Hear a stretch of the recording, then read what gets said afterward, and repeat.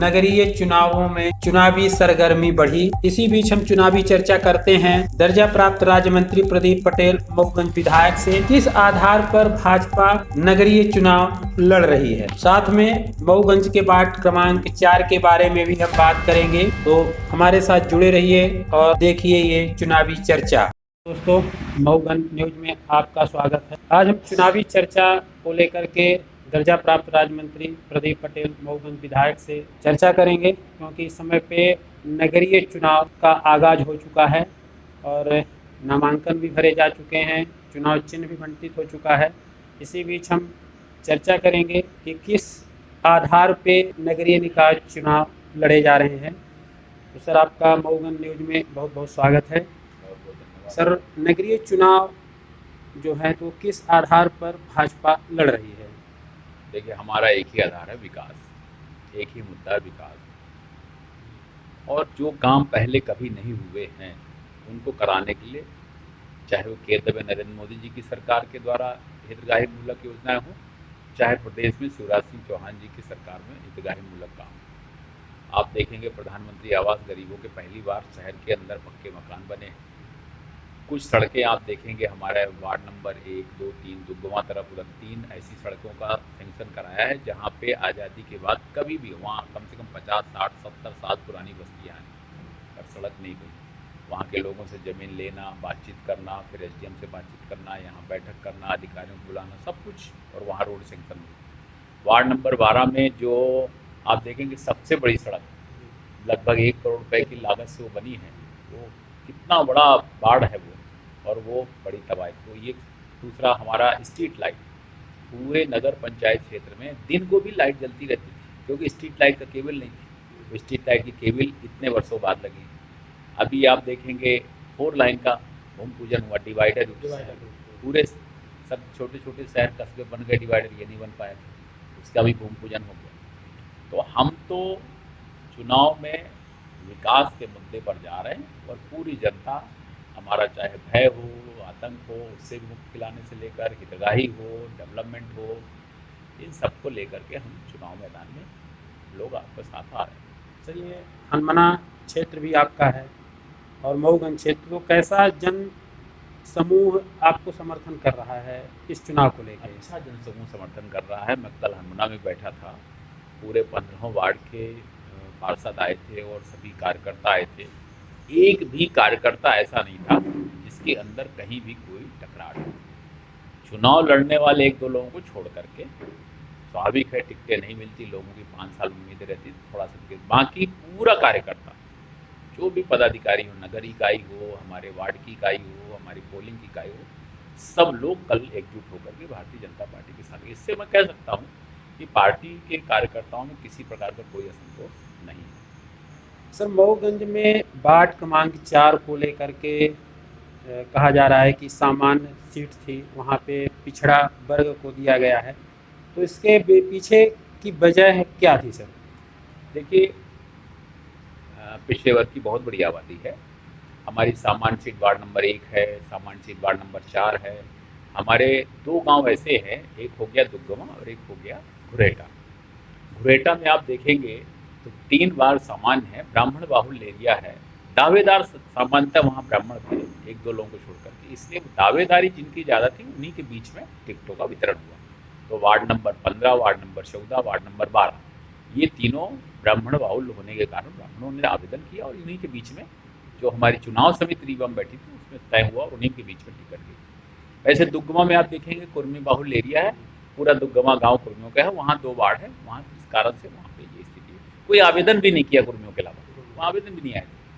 वैसे ward number 4 में आप देखेंगे तो वार्ड नंबर 4 अनारक्षित वार्ड है और उसमें हमारे पास जितने आवेदन आए थे सब व्यापारियों के आवेदन थे। व्यापारी मतलब वो ताम्रकार भी थे, वो सोनी भी थे, वो गुप्ता भी थे, वो चौरसिया भी थे, यानी जो आवेदन थे वो व्यापार करने वाले लोगों के आवेदन थे कि हम उसको अगला पिछड़ा और सामान्य में नहीं ले रहे थे। मतलब कुल मिला के वो व्यापारिक क्षेत्र था और उसमें उन लोगों ने आवेदन किया। उन्हीं में से हमारे जो ब्रजेश सोनी जिनको चुनाव लड़ा गया, लगभग सब लोगों ने, सब कार्यकर्ताओं से, ज़्यादातर कार्यकर्ताओं से पूछा गया। हमारे वहाँ राजाराम गुप्ता जी हैं, मंडल के महामंत्री हैं, उन्होंने और सब कार्यकर्ताओं के साथ बैठ करके एक व्यापारिक उसमें तय किया और वो व्यापारी ब्रजेश सोनी तय हुए। तो ब्रजेश सोनी की व्यापारिक छवि है, व्यापारी। अब ये बात सही है कि सोनी समाज ओबीसी में आता है तो लोग उसको दूसरे एंगल से देख रहे हैं, और व्यापारियों ने वहाँ आवेदन किया तो व्यापारियों के बीच में टिकट मिली। कहीं न कहीं अगर बात करें तो व्यापारी वर्ग को दिया गया है। अगर हम शहर के अंदर पिछड़ा वर्ग को छोड़ दें तो कहीं न कहीं एक तरह से हम व्यापारी वर्ग और को ही वो दिया गया है। हमारा जहाँ भी व्यापारियों के बीच में कोई बातचीत होती है तो उसमें वो मुख्य भूमिका के रूप में रहते हैं। और आप देखेंगे हमारे यहाँ ताम्रकार भी व्यापारी हैं, उनको भी 1 वार्ड से टिकट मिली है। हमारे यहाँ गुप्ता हैं, उनको भी 2 वार्ड से टिकट मिली है। हमारे सोनी हैं, उनको भी टिकट मिली है। तो ऐसा लगभग ये मान के चलिए कि व्यापारियों के बीच में किसी को छोड़ा नहीं है। आज हमारे योगेश ताम्रकार जी सतना से महापौर का चुनाव लड़ रहे हैं, तो अगर आप देखेंगे ताम्रकार की संख्या कम मिलेगी, मगर योगेश ताम्रकार वो हमारे वहाँ पे जो व्यापारियों के बीच में उनकी एक व्यापारिक छवि है, उनकी एक इंडस्ट्री है, सब कुछ है। तो व्यापारिक छवि के रूप में व्यापारियों के बीच में टिकट मिला, हम उसको अगला पिछड़ा नहीं देख रहे हैं। मतलब कहीं न कहीं हर वर्ग के लोगों को भाजपा के द्वारा टिकट दिया गया है। हर वर्ग। आप बताइए, हमने 3 रिजर्व सीटें थी शेड्यूल कास्ट में, एक साकेत समाज में दिया है, एक वंशकार समाज में दिया है, एक कोरी समाज में दिया है। हमने सबको लेने का काम किया। वार्ड नंबर 13 में कोरी समाज के घर थे, उनकी वोटें थी, हमने उनको दिया। वार्ड आप 6 में देखेंगे, स्वीपर समाज की जो वंशकार समाज की बस्ती है, लगभग 400 वोट है, हमने उनको भी प्रतिनिधित्व दिया है। हमने वार्ड नंबर 2 में साकेत समाज को दिया। हमने वार्ड नंबर 13 में कोल समाज को दिया। तो कोल भी यहाँ है, कोरी भी यहाँ है, वंशकार भी यहाँ है, साकेत भी यहाँ है, कुर्मी भी यहाँ है, ब्राह्मण भी यहाँ है, गुप्ता भी यहाँ है, ताम्रकार भी यहाँ है, सोनी भी यहाँ है। तो लगभग जैसा हमारे पार्टी में जो चुनाव समिति रिवम बैठी है, तो चुनाव समिति ने विशेष तौर से एक वार्ड में सबका आकलन करते हुए, सभी प्रत्याशियों की चर्चा करते हुए, जो पर्यवेक्षक आए उनसे बातचीत करते हुए, फिर पार्टी के महत्वपूर्ण कार्यकर्ताओं से फोन में बातचीत करते हुए निर्णय किया है। एक व्यक्ति के कहने से कि प्रदीप पटेल ने निर्णय कर दिया है, सांसद जी ने निर्णय कर दिया है, विधायक ने, ऐसा कहीं नहीं। सिर्फ ना तो उसमें जिलाध्यक्ष कोई निर्णय किया, ना विधायक ने कोई निर्णय किया, ना सांसद ने किया। सामूहिक निर्णय हुआ और उस निर्णय करते समय कुछ चीज़ें, सूत्र बनाए गए कि हमें क्या क्या चीज़ें पता करना, वो पता करने के बाद टिकटों का बंटवारा हुआ। तो इसमें बिल्कुल पारदर्शिता तरीके से हमारे सूत्र फिक्स थे कि हमें जिस वार्ड में टिकट बांटना है, संयुक्त रूप से वहाँ के पर्यवेक्षक, वहाँ के इस कार्यकर्ताओं से पूछताछ करके और बाकायदे नंबरिंग लेकर के और फिर उस आधार पर टिकटों का बंटवारा हुआ। और यही कारण है कि मऊगंज नगर में कार्यकर्ताओं के बीच में, पब्लिक के बीच में असंतोष की भावना नहीं है। टिकट नहीं मिलने से स्वाभाविक बात होती है, वो 2-4 लोग जो टिकट के दावेदार होते हैं उनको जरूर थोड़ा सा तकलीफ होती है, वो भी कुछ दिनों तक, फिर बाद में धीरे धीरे समय आता है। आपने देखा वो कई लोग अंत में फार्म निकाले। तो अभी कुल मिलाकर के संतोषजनक स्थिति है। अभी हम परसों पार्टी के जितने भी पदाधिकारी यहाँ थे, पूर्व नगर पालिका के अध्यक्ष चंद्रप्रभा जी से लेकर के, हमारे महेश राली जी से लेकर के, हमारे पार्टी के राजा राम जी से लेकर के, सब पदाधिकारी बैठे थे। उन सब पदाधिकारियों के बीच में एक वार्ड का डिस्कस हुआ।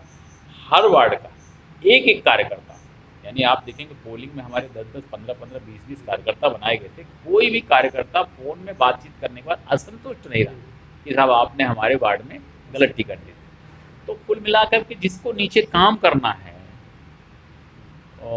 जो नीचे पायदान का हमारा कार्यकर्ता है, जिससे काम करना है, वो अगर खुश है तो कोई दिक्कत नहीं। वही तो वोट निकालता है, वही वोट डलवाता है, वही पूरी प्रक्रिया करता है।